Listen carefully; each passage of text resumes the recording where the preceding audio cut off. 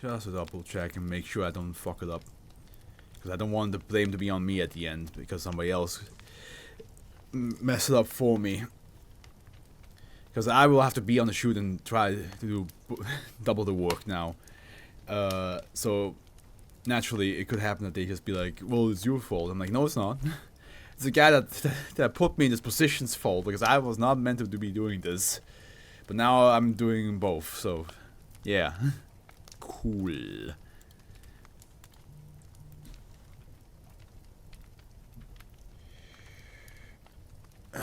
Okay, guys, let's focus on what we're actually here for, eh?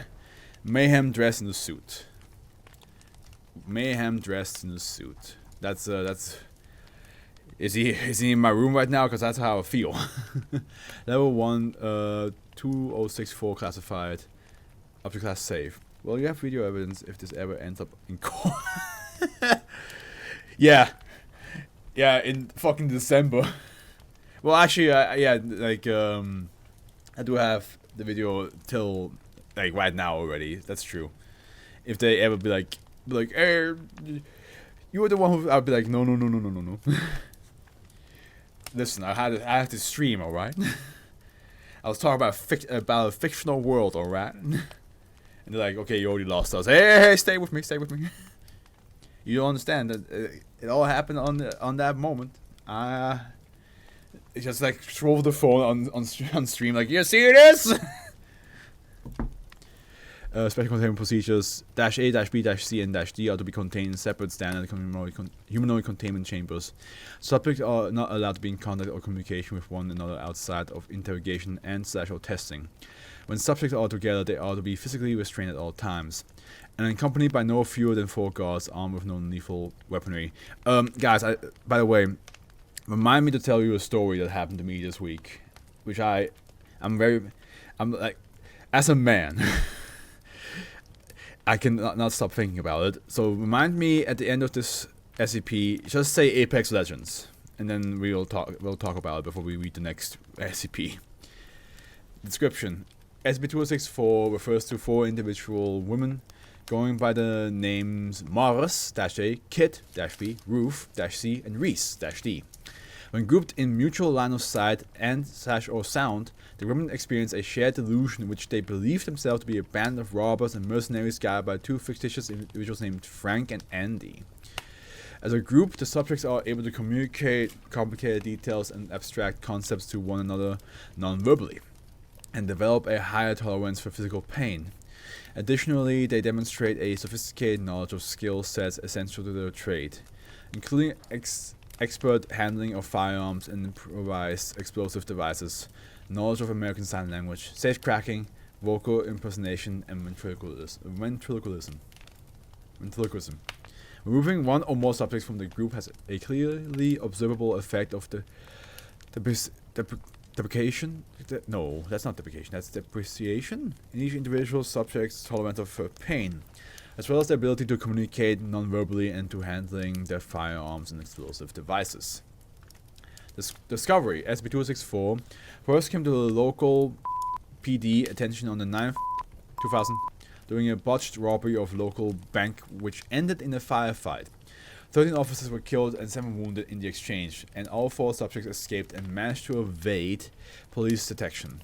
They resurfaced in nearby County, California, where they stole a number of small arms and heavy ordnance from a National Guard depot. Foundation personnel became Depot federal authorities became involved at this point as security footage showed the subjects wearing body armor and carrying illegal firearms prior to the theft. Foundation personnel became involved on 2000 when the subjects successfully infiltrated site. Security became alerted to their presence early on, and 3 of the subjects escaped in the ensuing firefight. -D was wounded attempting to escape and was taken into Foundation custody. The 3 remaining subjects began to show a marked depreciation in skills as future incidents were more regularly botched, ultimately leading to the capture of -A on the 11th, 10th, 2000. The 2 remaining subjects were arrested 7 weeks later in a failed heist, and later remanded to Foundation custody. Under interrogation, subject claimed to have been an unwitting participant in the crimes and could not identify the other subjects. The arms taken from also the more they're apart from each other, the more they don't have any recollection of the heists or whoever the partners were. Interesting.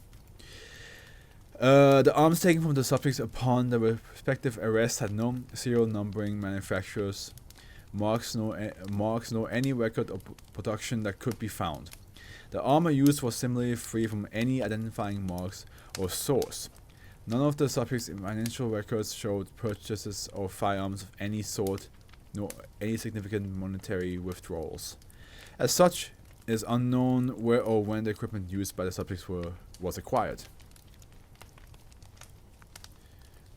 Interviewed separately, the subject could provide no clear explanation for their actions, nor provide a coherent or accurate account of the event as they unfolded, including -C, who outright denied the events having taken place. Okay, here we go. We're going to interview all the ladies. We're going to start with Mars, interview snippets. Forward-A, Mars is a 27-year-old computer programmer and amateur wrestler with no history of violent crime. Subject previously lived in Hawaii and had no prior contact with any of the other subjects before the first bank robbery. You can't tell me anything about the crime spree then? No, I just saw that it happened. Like it happened and I was there. But like that's it? You saw it unfolding, but you couldn't control yourself? No, I could control myself. I just didn't. It was like a dream. You know? Like when you're in a dream and it's like you're a different person.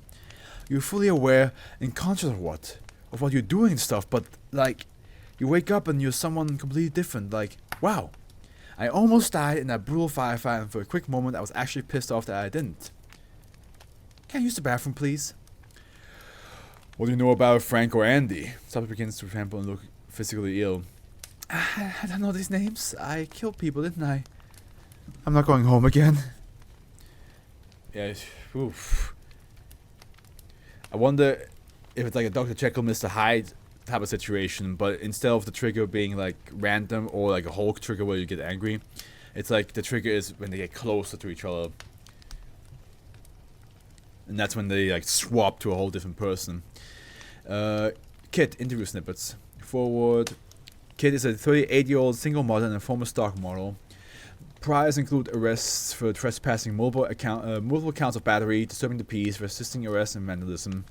Subject previously lived in New York and had no prior contact with any of the other subjects before the first bank robbery. Kit. Where's that name come from? I don't know. Nothing significant behind it? No. Why the name then? It's just what we call each other. Like when you hear someone calling your name in the crowd. You just instinctively respond to it. Someone said, "Hey kid," and I instinctively responded to it. Given your record, it doesn't really surprise me to hear that you were the muscle of the group. Muscle? You don't remember the firefights? I remember sneaking around places, cramming myself into tight compartments, nearly blowing our cover when I nearly had an asthma attack or about a foot away from an armed guard. When it came to the firefights, you were the one carrying the heaviest armor, heaviest gun, wore a welder's mask. Witnesses said you took bullets without budging. Eyewitnesses? Because their testimony is always so fucking reliable, right? You don't remember any of that. Right now I'm more focused on trying to figure out what happened from what I do remember. And now the fuck I'm going to explain all of this to my daughter. -C Roof interview snippets. -C Roof is a 21-year-old college student. Criminal records were expunged due to the subject being a minor and first-time offender at the time. Subject previously lived in California and had no prior contact with any of the other subjects before the first bank robbery. You say nothing happened. Nothing. I don't know what happened. I don't. Subject begins to break down. I just want to know what you know. As far as I can tell, it seems like you were a victim here too. I'm not police. You don't have to hide anything from me. I told you I don't know. I don't know what those other women are. I don't know why they call me Roof. I never heard of any Roof. I just want to go home. Do you remember talking to or hearing about a Frank or an Andy? No, I told you already. No, I don't know anyone. I don't know anything. Dash D. Reese interview snippets. Forward. Dash D. Reese is a 29-year-old detective in the department in California. Subject is the sole individual with any history with one of the other subjects. I never used my gun. Never needed to. Still, you would have firearms training. Yeah, I did. With a pistol. Not with one of those big fucking things you caught me with. Do you remember using it?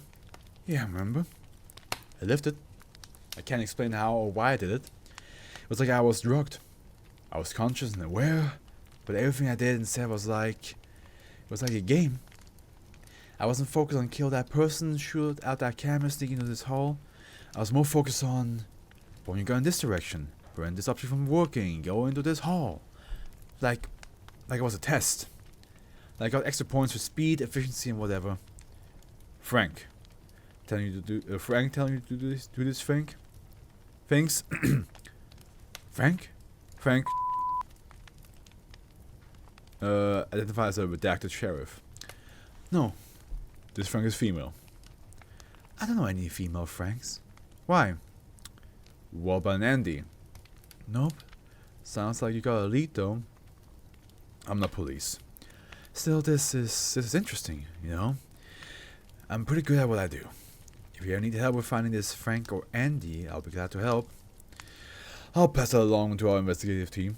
I think they'll be amenable to any help they can get. Thank you, Doctor. Really. When interviewed together, the subjects are able to faithfully and accurately recount a series of events as they occurred and show no signs of confusion, remorse, or unsanity. Interview log 3. Forward. All subjects were present for the interview.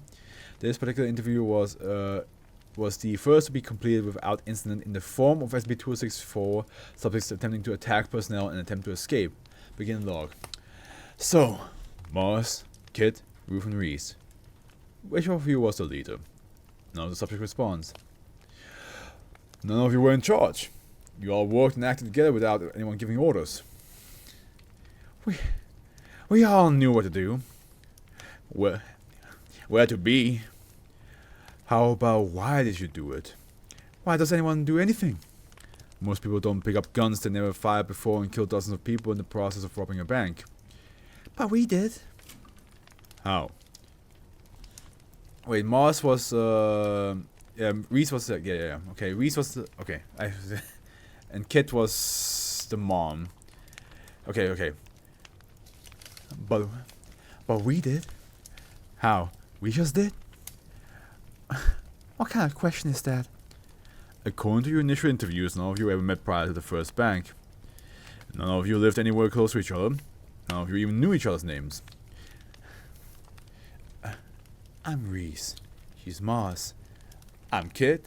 The other's Ruth. That's not what I meant. It's what you get, though.